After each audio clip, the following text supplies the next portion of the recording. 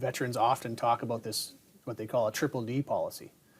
You know, deny, delay, die. And they say that Veterans Affairs acts like a insurance company, where they're just trying to find a way to deny the claim. They're trying to find a way to delay it. You know, I think veterans, if there's one group of people in this country who've earned the right to be treated a little better than what they are, I think our veterans have got to be the very top of the list. And it's shameful to see how they're being treated. Even I'm hearing it in my riding, outside of what's appearing before a committee that you're dealing with on kind of the larger scale, but even at my local level, I've heard that even when I first started, that it was more about when a veteran submits a claim or tries to advocate for himself or herself, they automatically assume there's going to be a no. It's just assumed it's a no, and they're going to have to go through the appeal process. Yeah, it really feels a lot at a time like what, and this is certainly the impression that veterans have, and I don't think they're wrong,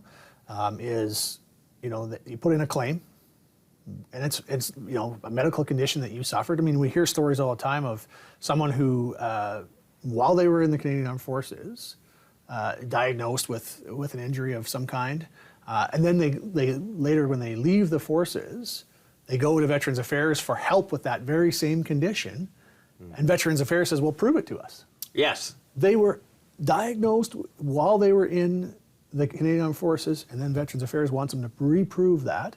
And even if they prove it once, they've got to prove it again the next time they need something, and next year, because they have to show that it's still a condition. And what that does is it leaves veterans to a point where they feel like giving up. Yeah, that's a lot of stress. Instead of just pursuing what they're deserved.